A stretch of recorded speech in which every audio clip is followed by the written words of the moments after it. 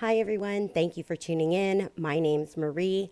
My business, social media handles, website, and YouTube channel are Mareevuitton. In this series, I'm going to give you the short form videos of the most used how-tos in Studio Designer. These videos are the remake of last year's how-to series, but you may have noticed that Studio Designer got a bit of a facelift in 2025. That prompted me to reshoot all these videos to help the new users because the screen is going to look a bit different. Okay, the processes and teachings, my tips and tricks remain the same. But again, I just want to make sure that I reshoot them because of the way that it looks different on screen. Okay, so as always, please leave your feedback and questions in the comment section and be sure to hit the thumbs up button if you found the video useful. Subscribe to stay updated. Now let's dive in.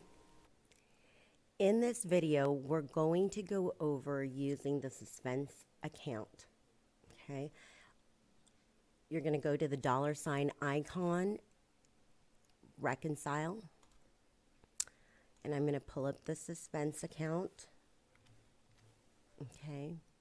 And this teaching can be really used in any accounting software or situation.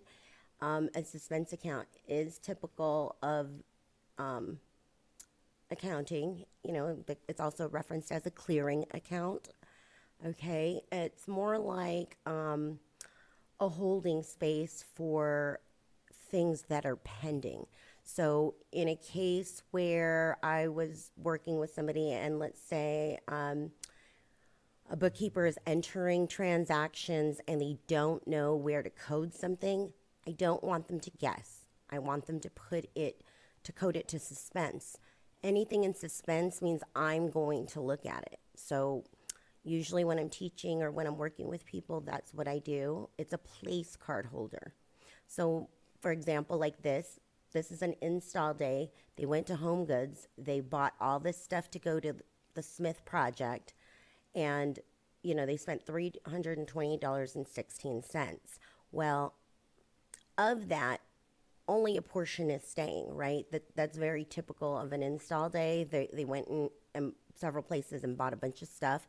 And at the end, when they figure out what's staying and what's going, they're going to return all the things that were not a go, right? And when they do that, I'm going to have a difference. Well, the difference is either going to be gifted or charged to the client for the install day items, right?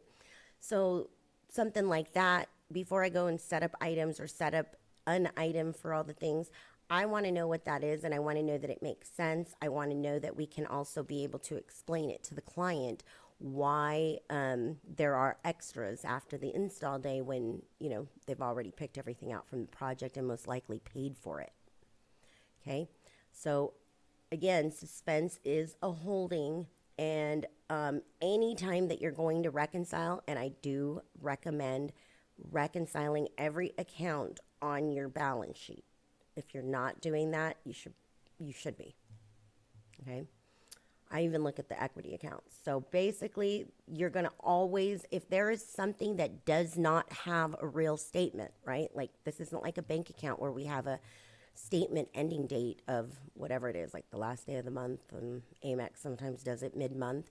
Well, unless you have a statement that you're working from to tie into, you're going to use the last day of the month. If you're using a statement, you use the statement ending date. So if it's a mid-month date, you use that. Okay, because we have something to tie into. In a case like a suspense or clearing account that we don't necessarily have something to go off of, I always reconcile it at the end of a month, and then or the end of the year. Okay, but it needs to zero out. There should not be anything in there unless there's something that really is pending. Okay, if there's any questions about what I've said, leave them in the comments below. Thanks.